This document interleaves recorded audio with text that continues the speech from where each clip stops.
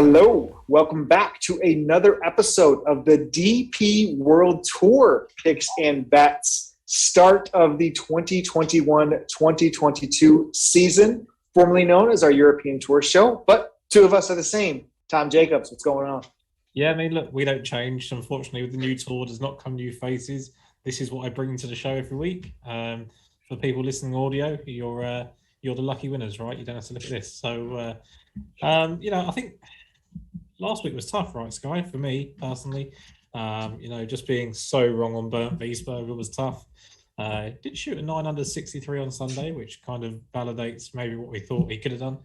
I think I'm going to stop you. I think that's the funniest thing about golf, because 2 weeks ago, the consensus pick across the industry was Joachim, B. Hansen. Like, it was, without a doubt, everyone was on him, basically. You and I, the rest of the world, we all cashed tickets.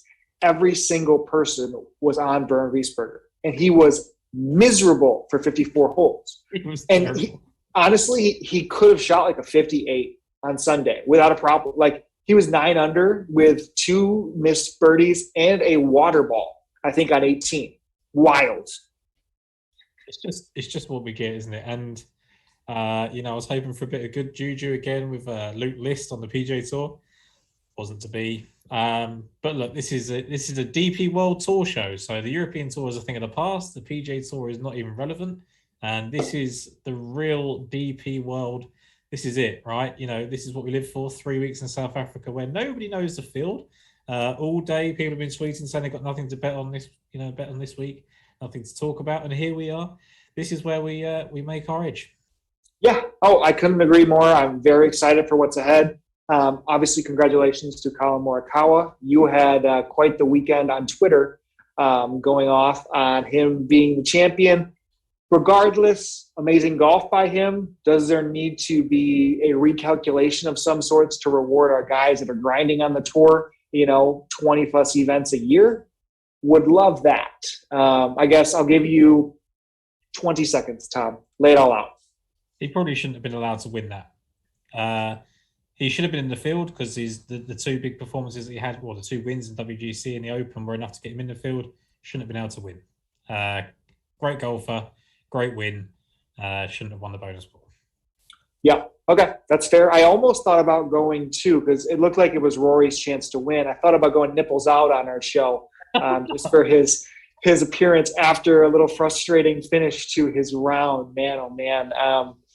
Complete control over what it seemed like, 3 days. And then that back 9 was, in some sense, the Rory we've seen at times, but I thought the Rory we were over as we approached the end of the year. But no, let's really get into, I think, again, a super exciting 3 weeks ahead for us.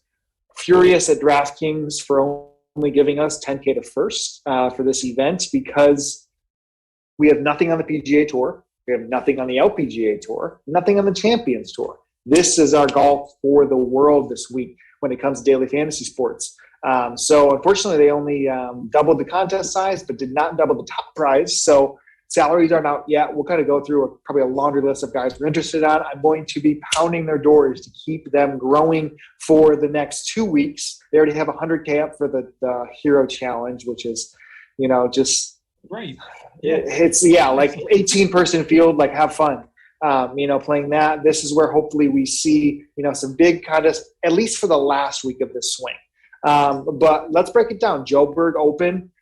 We see this event every single year. But it used to be the one, correct me, Tom, it used to be that 250-person field where they'd alternate the courses. This one should just be at the Firethorn course, right, from what I've seen for this week. So we're just going to be, 142-person field. It's Rand Park Golf Club is the name of it, but we're just going to be at that specific course. Can play up to about 7,500 yards from what it has in the past. But from your take on the course, what were you looking at this week? So it's a little bit, it's necessarily altitude, but it does fly further. So it says 7,500 on the card, but it plays a lot shorter than that. It's been used, as you say, for this event last year, just the Firethorn course. It was used in 2018 for the South Africa Open, and it was used in 2000, which I can't remember if that was for the South Africa Open with Joburg, but that's how long ago we're looking at. And obviously 2000 is going to be relevance this week. So the 2018 South African Open and 2020 Joburg is what we need to look at. Pretty tight, rough Kuya grass. You'll hear a lot of that on the broadcast as we do when we're at the Genesis on the PGA Tour. You get sick of it after a while. But look, this is where JB Hansen obviously broke through last year. We've been talking about him for the last couple of weeks. This is where he won his title instead of Wilco Neuneber, who was in the running. But those two are kind of the epitome of what we're going to be looking for here, right? There's polar opposites, but as long as you ball strike well, then you can get it going. And JB Hansen probably has never been as solid as he was. I guess he was when he won in Dubai, but he was so solid that Sunday coming down the stretch for his maiden victory. And Wilco kind of handed it. I'm trying to think, right? Wilco on that back nine, I think had a couple penalties, just didn't end up shaking out. He should have broke through for his win. But I think you're very spot on in having two different profiles completely. So we're not really sure what the recipe for success might be here. Now, why we've mentioned these fields are so interesting is, we're in South Africa, which often means we get a good amount of Sunshine Tour players in this field. So we have that in addition to having the Challenge Tour graduates that are now getting status on the field there. And of course, then you have some of the invitations, which you get a good amount of, also players from the area, the national spots. It is a very full field of guys that we normally aren't speculating on. And in addition to that, often at way different odds than what we've seen. I think the biggest thing that caught my eye this morning is Bet365 opened who I deemed one of the top 5 players in this field, Matty Schmid, at 100-1. Stateside, he's 35-1 here. So I can't even have this conversation about him on our betting cards. But we were tweeting this morning just regarding to that being a 4 times too long price for Matty Schmid. I'm guessing that's been absolutely slashed all the way everywhere too, right? Yeah, I tried to put a bet on it. By the time I got through to actually logging into my account, because I'd forgotten my password, it was 70-1. By the time I'd gone to deposit the money needed to make the bet, it was 50-1. And then I'd lost interest because, 50-1 was kind of right. Where I am with the picks I've made this week, I prefer all of them to Matty Schmid. But when he was twice the price of some of the people I was looking at, he should have been picked. It was completely a price play. Could he do well here? Yeah, of course. He's not someone that's played a lot in South Africa, so we have no idea whether he would be good or not. I don't know if he's actually even played here as an amateur much, but he, talent will just take over eventually. So absolutely expect him to go well. Like you say, a lot of Challenge Tour guys to look out for this week as well. But it's interesting what you say about the Sunshine Tour. So this time last year, there was a player called Jack Blau that I picked. And he was like 110-1, I think he was. And he'd been finished 2nd, 4th, and 6th in the 3 Sunshine Tour events leading into this week. And I was like, it doesn't make any sense, because what they're doing is they're pricing it as if he can't make the step up to European Tour event. But there was kind of like 3 or 4 guys on top of what would normally be there. So for me, if you see a guy with a Sunshine Tour form, which I'm sure you're going to come to later on, I think you should be pretty confident they can at least, challenge, because I think even last year there was like 7 or 8 guys in the top 10 that were South Africans, and they weren't all the best players in the world. Yeah, you look at the top of the leaderboard, I think it just gets us into there, top of the odds board. Dean Burmeister, the clear favorite, 8-1. We haven't seen Dean at those odds ever, since we're doing this show. He has been great winning their tour championship. Talk about players probably not being able to win their tour championships. Dean Burmeister probably shouldn't have been playing in the Sunshine PGA Championship, but he blitzed that on Sunday. 8-1 for him. Good form. Played well. Also, just this past week, Dylan Fratelli is teeing it up. Substantial difference. All the way is available at 18-1, which I thought's intriguing because I think he's still probably the class, quote unquote, of basically experience and PGA Tour playing. He's there. Johannes Veerman, Romain Langoske, and then Wilco Nienaber would be those other ones rounding out 25-1 and under. Anybody up there catch your eye? Not really. Like you say, I think, Dylan Fratelli's probably expected to be a class above, right? He's got that kind of game now where he's put a lot of distance in, looking more down the kind of Bryson route, if you like. Maybe more like Wilco Neuneber, who's up there as well. I didn't need to go there. I mean, someone mentioned Matthew Jordan to me earlier at the weekend, and I just said he'd be too short to worry about, so that was correct. No, not for me. I think that they're all, respected, and any one of them can win, including Dean Burmeister. But yeah, I've looked in different directions. Yeah, I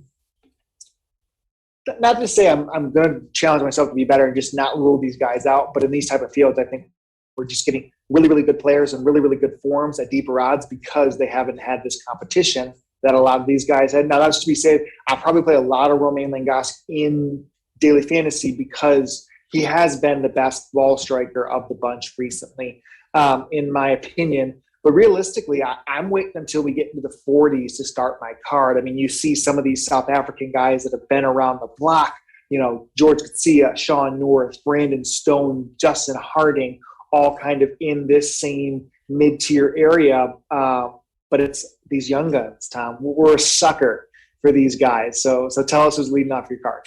Yeah, I mean, look, this is the guy that we spoke about an awful lot last year. I think he might be another one like Matty Schmidt that may have dropped a thing out of his name. It used to be Jaden Trayscaper or Shaper, and now it just seems to be Jaden Shaper.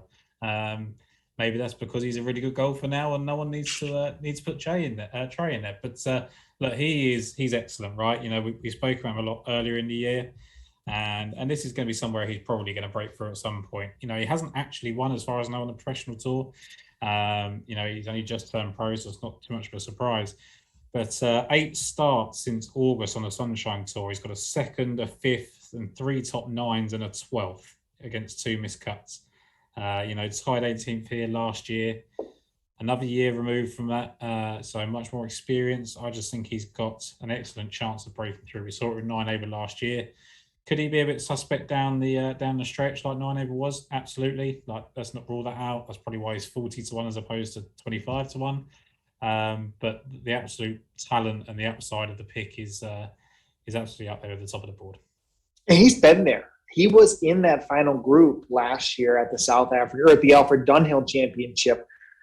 Shot a 75 on Sunday. I mean, him and Morank, I think it was, were both right there and probably should have broken through. They end up, completely playing terrible. Well, but Zayden, who has the class, wins by 4. But he's put himself in that position. Young kid, excellent statistical form too. He's a very good ball striker.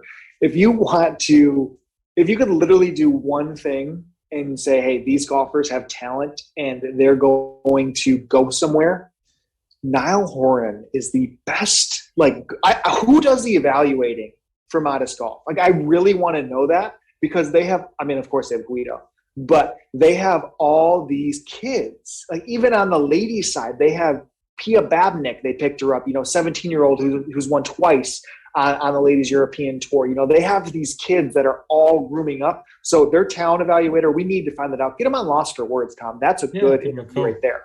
Yeah. Yeah. I did speak to there's a guy that actually runs it with Niall Horan. And he was going to come on at one point. But I think a lot of it is I don't know if it's financial muscle or just allure, right? Let's go and sign up with Niall Horan's management company.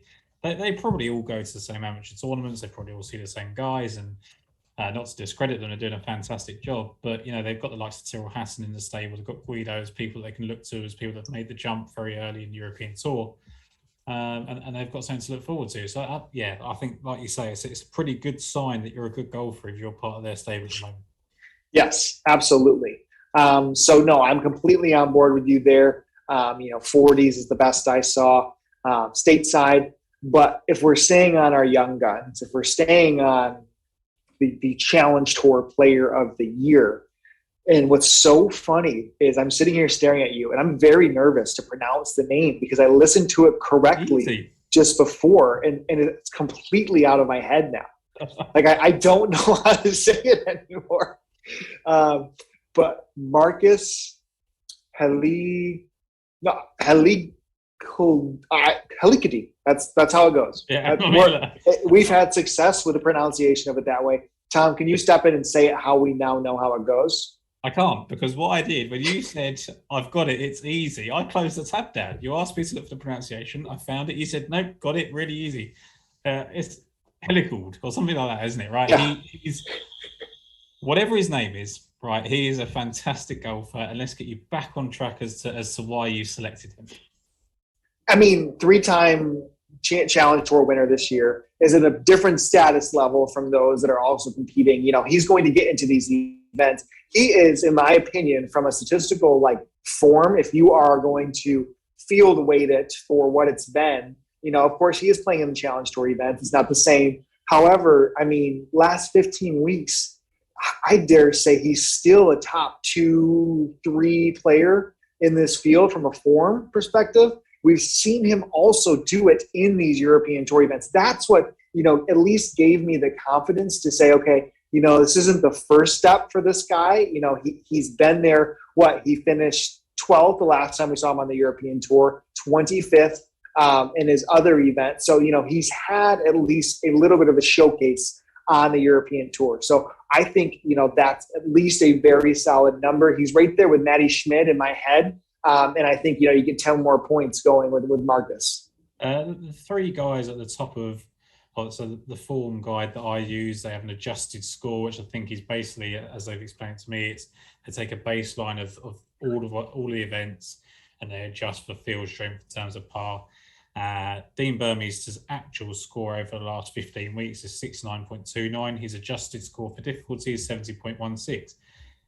Halikadil, or whatever his name is, 68.92, 70.42, and he's in second. And then just behind them is Matthias Schmid with very similar numbers. So those top three guys are pretty clear of the others. He's been brilliant, right? You know, he's got 2 wins. I said to you before that as soon as he comes out, you're going to want to bet him. You obviously picked up on him. I haven't this week just because I've found some other guys that I like, but there is nothing, I don't have a downside to him. If people again are going to say, can he make a step up to European Tour? Some of the events that he's won are probably better than this, like in terms of the Challenge Tour final is you know, as good as this event.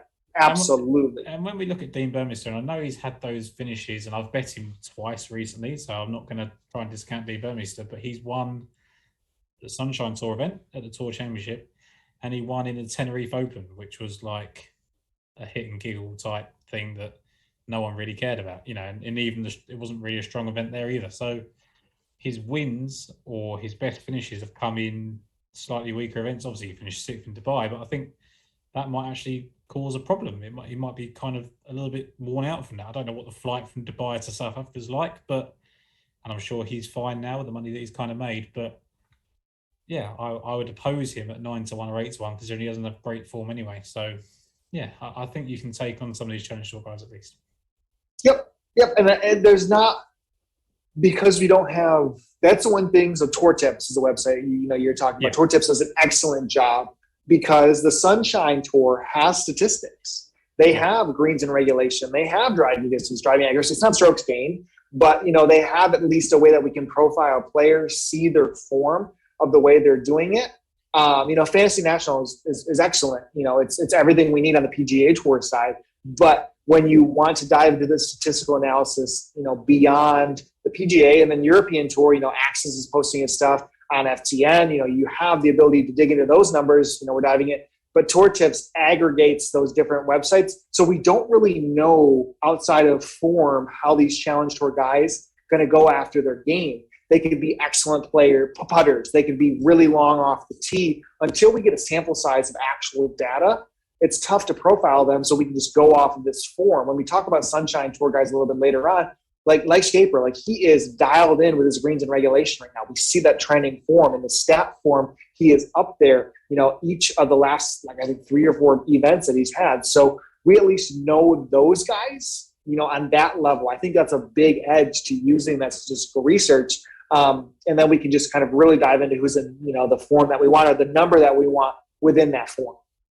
Yeah, absolutely. And I think as well, like you say, is one, we've had it before, like with Lucas Bjerregaard on European Tour, right? When he played with that ISPS Handling, we had no idea what his strokes game was, but we kind of had to make an idea of what he'd done and what let him down. And that's the same with the Challenge Tour guys, right? And you have to read between the lines. And when you're just betting Challenge Tour guys against Challenge Tour guys, you know exactly what you're getting. When you start adding in Sunshine Tour and a few European Tour regulars, you need to know what their baseline is like. But I think the guys that you've picked, certainly on the list that I'm looking at now, and the ones that I kind of considered, I think we're pretty safe with those. It's like I say, it's good that Sunshine Tour have got statistics, and I think that they're definitely people to be considered. I just looked at the leaderboard just while you were talking there from last year, and we had Wilco Ninever, Sean Norris, Brandon Stone, Bryce Easton, Jack Blau, who I referenced earlier, all in the top 10.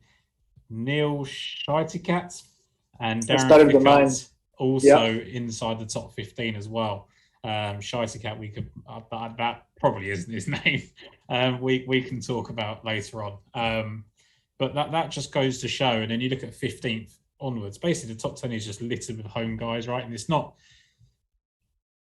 what you expect, but people that are betting first of all would go, I don't really want to bet Sunshine Tour guys that they're making a step up. So just remember that when you're building teams and making bets.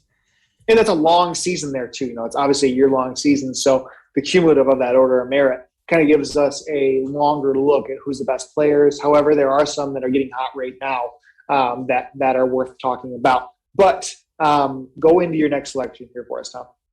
Yep. So my next selection is Daniel Gavins, and I tweeted out this morning. If guys saw that, I just love it. Like I was looking at it over the weekend, and I fully expected it's a bit like Luke List last week, which is always dangerous. I thought he was going to be half the price, and I don't know why I kind of thought that, because I guess it's recency bias. What he's done, his profile's still fairly weak in terms of a European Tour professional. But he had a pretty impressive 2021, won at ISPS Handa, 6th at the Dunhill Links, 11th at Valderrama, 3 really high quality, finishes. And when you look at when he was at South Africa early in the year, he's 7th in the Cape Town Open and 12th in the Dimension Data Pro-Am, which is a pretty big event for them. And he started with a 73 when he finished 7th in that earlier event. Bit of a weaker field this week than what he's been playing in recently. And his strokes gain approach numbers, he's first in the field over the past 8 weeks according to Tour Tips. He ranked 1st, 7th and 11th in 3 of those 5 starts. He's just been ball striking it really nicely. And I think just based on what he's done in South Africa is pretty impressive. Yeah, I'm absolutely on him. Still see him in 80s here in the States, hundreds as of this morning, for sure. Bet him. And I love recent form, of course, like really recent form. You see how good he was the last time out. His irons were lights out. He putted like he was, blind, but he still had a decent finish, that week. But it was really led by TD Green. But yeah, multiple. In his last 6 or 7 events, 3 top 15s, top 20, and then that doesn't even include his victory on the European Tour. It just makes no sense from a pricing perspective when you have these guys that are littered below him that were really good on the Challenge Tour. Well, this guy was winning on the European Tour, sure, in a weaker field event, but he was also competing in bigger events too. So yeah, he could have been 40-1 and within betting number. What stock do we put in a 6th place finish at the Dunhill Links that had Danny Willett winning, Tommy Fleetwood, Shane Lowry, Tyrrell Hatton all in the top 10? It's a massive achievement, right? And a 6th in that is probably the equivalent of 2nd or 1st in this, and 11th at Valderrama on a very tough golf course, which this is potentially going to be as well. He never played a bad round, and like you say, even at that when he was 44th last time out in Dubai, and he was putting like I would probably putt. With 2 gloves on, like Aaron Rye, he finished with a 66 on Sunday. And, so his last golfing experience has been pretty good. He's had that week off, which I don't think is a bad thing. And I've got him ranked here at 14th best in terms of form over the last 15 weeks.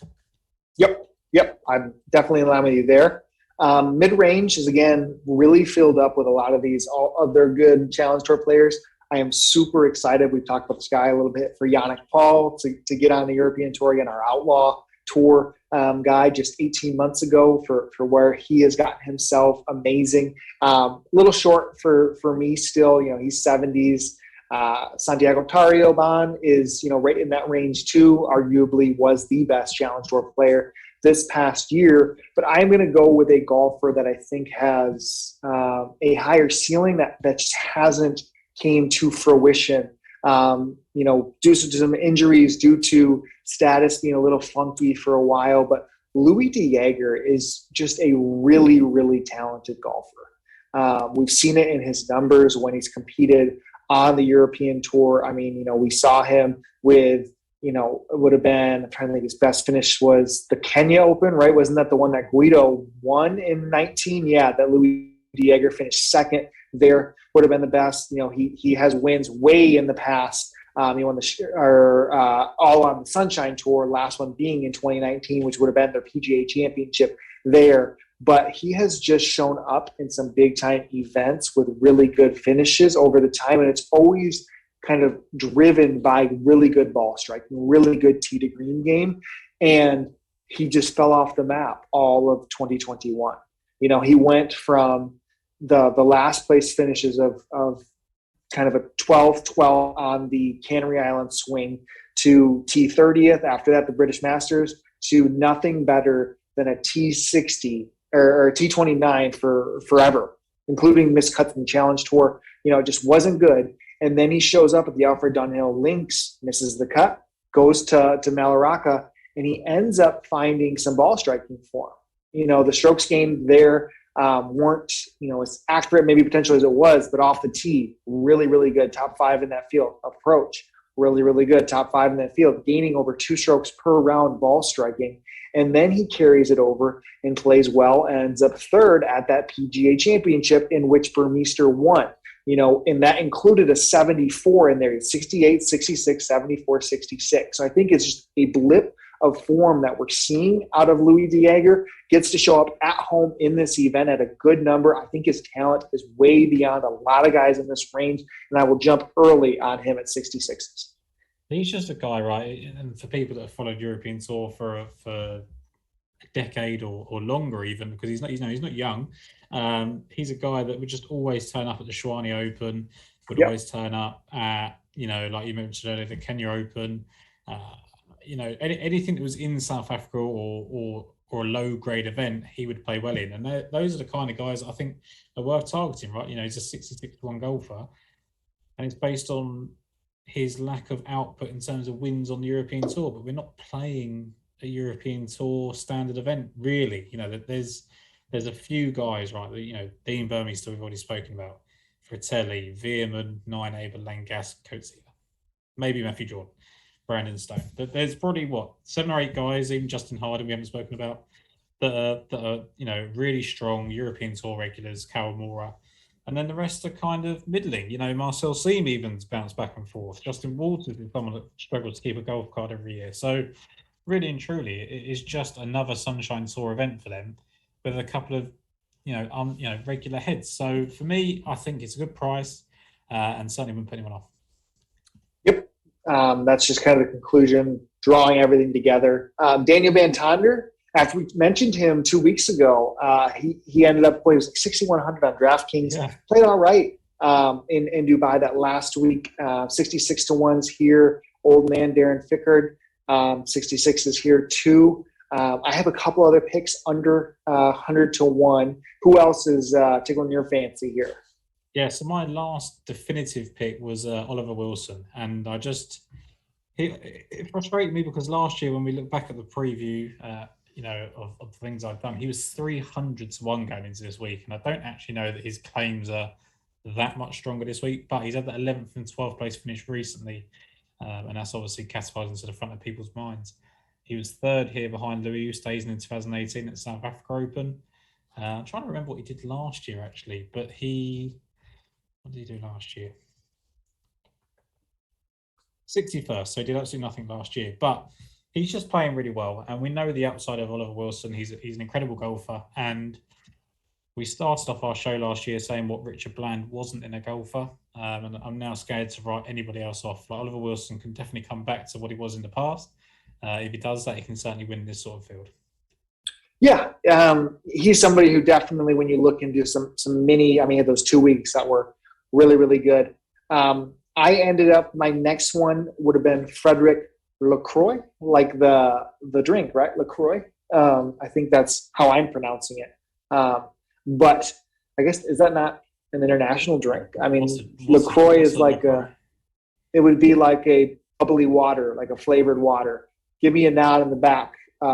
Here, it's okay. Thank you, LaCroix. Okay. All right. So I'm confident in that answer, but I'm also confident that his price doesn't align with kind of that recent form. Again, we mentioned these golfers, Marcus H., Santiago, Yannick Paul, all these guys that are in, some good form. And they're all substantially shorter than LaCroix, who went 4 out of his last 5 events finished inside of the top 5. So to have that available to you at 90-1, I mean, his body of work on the season definitely is not the same. I mean, he had 3 second place finishes on the whole year, 2 of them coming in the last 5 weeks. You know, he only had 3 other top 10s on the season. You know, 3 of those, you know, came in those 5 weeks there. So like, or 2 others came in those 5 weeks. So like a good amount of his season all was at the end. But it means he's hot. You know, he's hot fire right now. You want to take advantage of that form. You know, he had 3 wins in his professional career on the Alps Tour, all in 2019. So he had a really good year there. Only played 9 events in 2020 and then did much better in 2021. So I'm excited for that. And I was just elated to see the number versus that current form. That's strictly what it is just he is in as good a form as anybody on the Challenge Tour, and he's double the number. Yeah, so another guy like that, very similar, agree with all those points. Lucas Nemec. I don't know exactly how to pronounce it. Yes. I think it's like Nemeth, something like that, right? So again, you talk about LaCroix having 3 Alps Tour wins. He won in 2017, 2019, 2020. And you talk about saving your best until last. He's had 3 second place finishes on the Challenge Tour in 2021. And 2 of them came in his last 6 starts. And he also had a 6th place finish in there as well. So going back to the Italian Challenge in July, he's had 3 second place finishes and a 6th. So he's playing really, really well. Finished 18th in that Grand Tour final on the Challenge Tour. You know, you would like to a little bit of a better finish than that, but he shot a 76 in the second round, but actually opened with a 65, which I think was probably, good enough to be leading with Espen Kostad. So, you know, kind of shit the bed a little bit, you know, in the second round, which is fine. That thing happens when, again, I don't know necessarily his background very much, but he's just been very, very solid. Second, 6th, 47th, 14th, miscut 18th, and that 18th should have been a lot better. So it'd be interesting to see. I don't really know what type of golfer he is, right? And I don't even know how to pronounce his name. So once I can look beyond the form and once I see him in commentary, and even after the first round, right, you can make an assessment of what type of golfer they are. And maybe in play that kind of helps. So I just thought that was one guy that I'd noticed earlier that kind of stacked up to Frederick LaCroix. Yeah. Mm-hmm. The one other firm selection, I think, under 100-1 for me is, you mentioned this earlier, the Challenge Tour plays 3 events in South Africa during the start of their season. They do the Combined Sunshine Tour sanctioned events. So if you want to have a little bit of the location form, these guys have gotten exposed to the elements there. I would say 2 golfers stood out to me of the bunch of the Challenge Tour graduates that played really well there. One was Craig Howie. Craig Howie had a really good 3-week stretch. The other one was Oliver Becker. Oliver Becker in those events there, if we look through, so that would have been, you know, you mentioned the Dementia Data. He finished 3rd there. Cape Town finished 25th there. And then the Limpopo, I love these names. Limpopo? I'm in on that. T2 there. So finished, you know, 3 really strong events. His overall game, you know, has evolved really since those strong events. I mean, if you go into the way that he finished his season, that's the difference between Howie and him, in my opinion. Is Becker finished, you know, 11th, miscut 20th, 7th, had a 2nd not too long before that.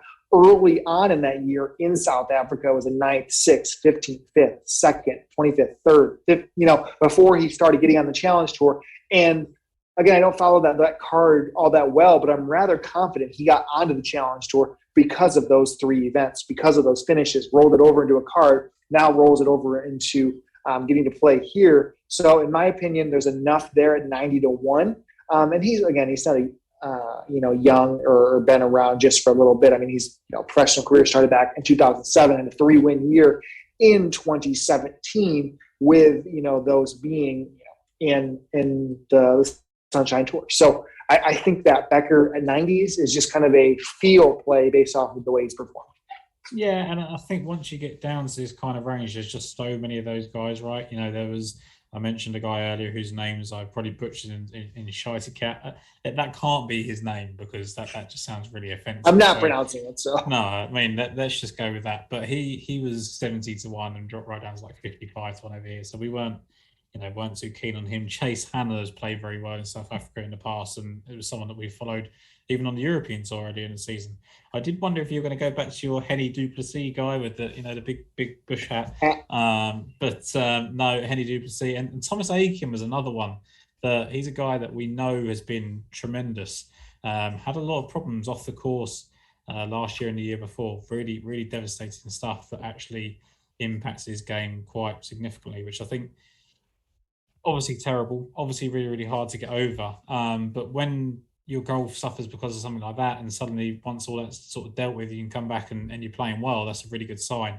And he was always a European Tour, a bit like Louis De Jager, that every time the European Tour came back home, he'd play really well. So those are a handful of names that I thought were worth mentioning. Yep.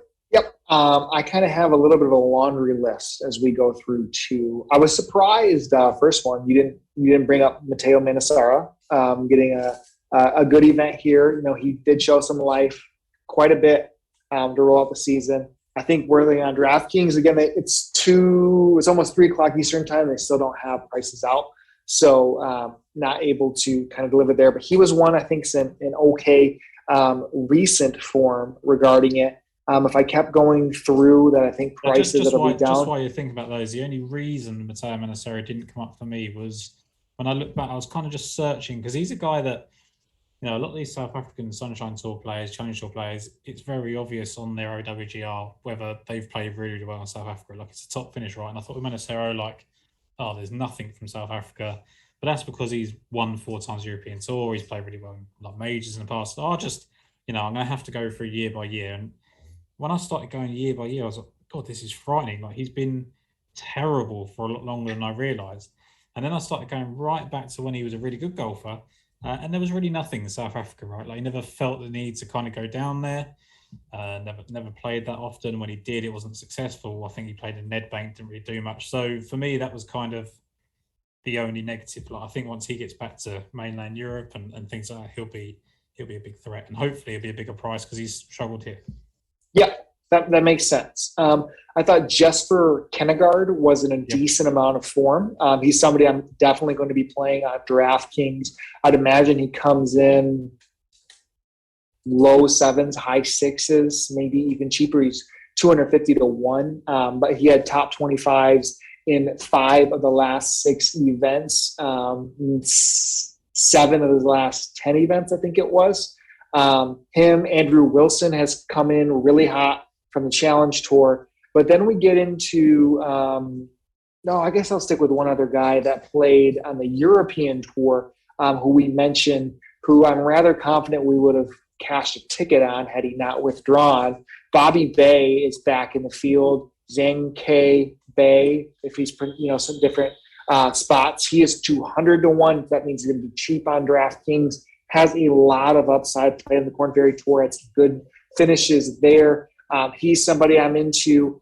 But then if you kind of, again, dial in into some of those statistical form of golfers that have played on the Sunshine Tour in the lead up, you mentioned Neil S. I'm not going to, again, but he's hopefully mid-7s from price range there. Trevor Fisher popped in the last time out for him. Fisher was.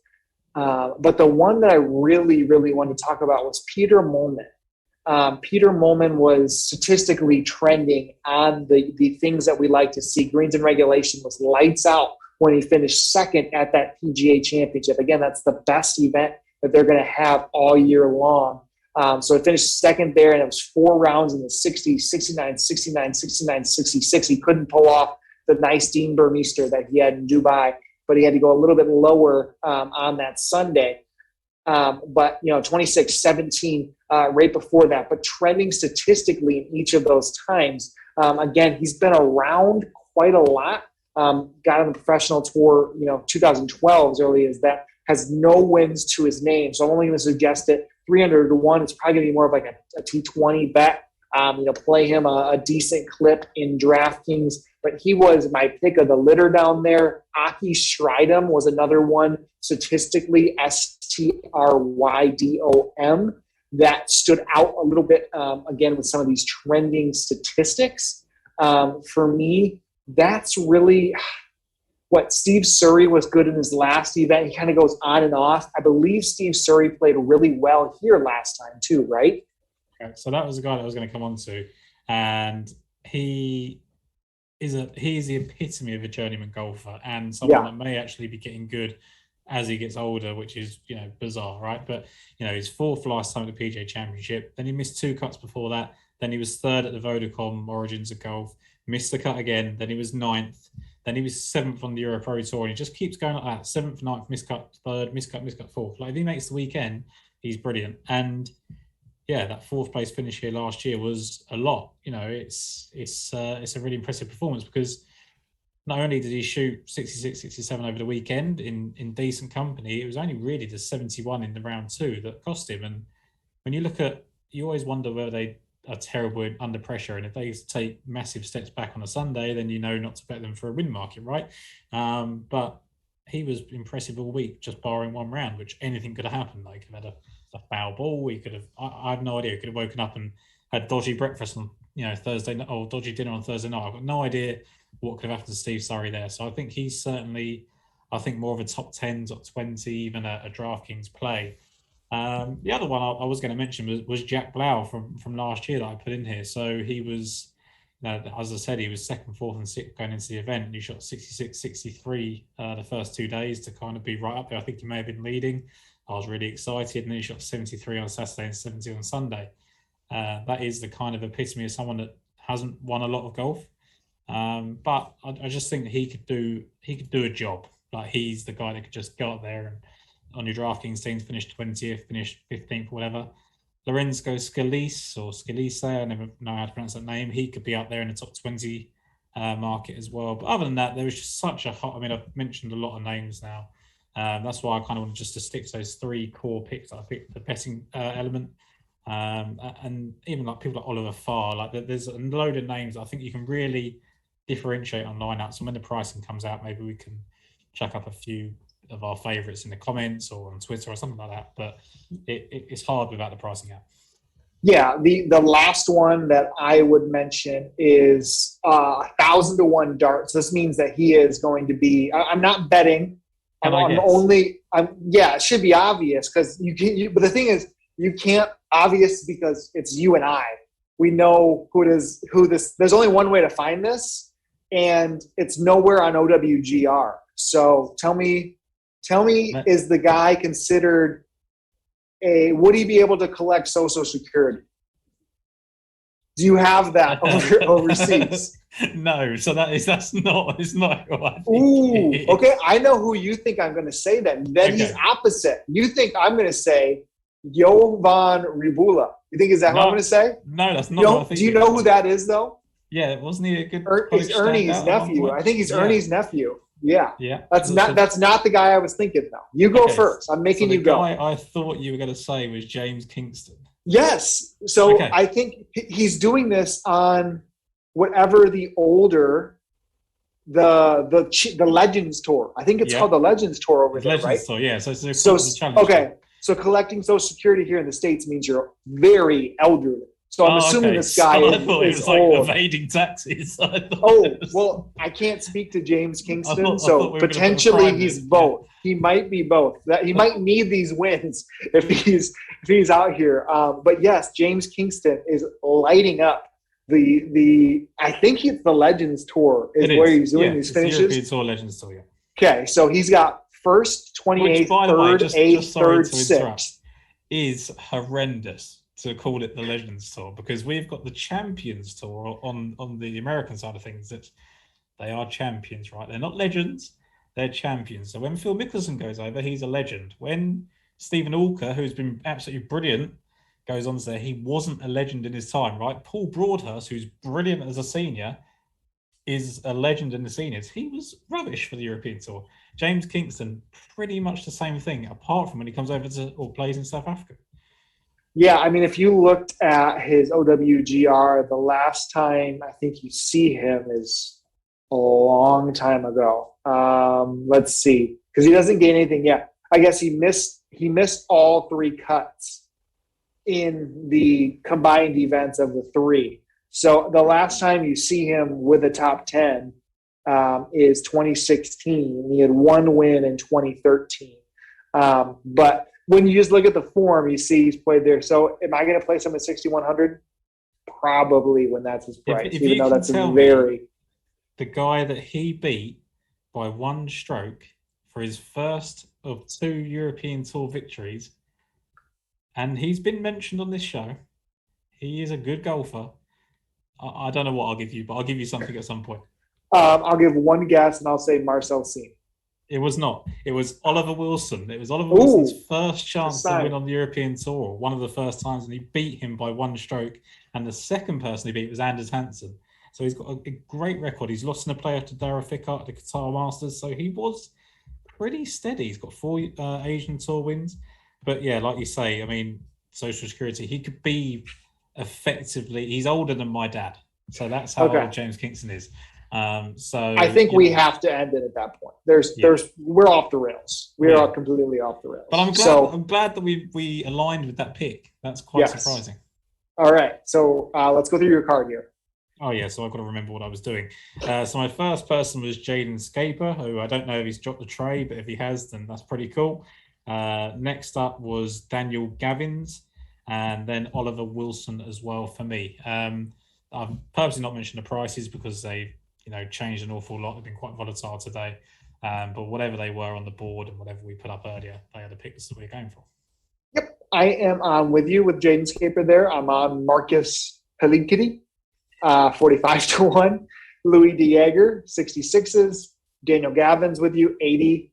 Frederick LaCroix, 90. Oliver Becker, 90. And then I'm hoping to find Peter Moolman, nice little top 20, maybe at least plus 1,000 or above. Would love double digits there. But that does it for our first week of the DP World Tour picks and bets. I said it right. You can find us, if you prefer the audio formats, anywhere. Daily Fantasy Sports Picks and Bets, the mix will be going up there. But here's to kick it off our new year. So best of luck, Tom, and we'll see you guys all in the comments.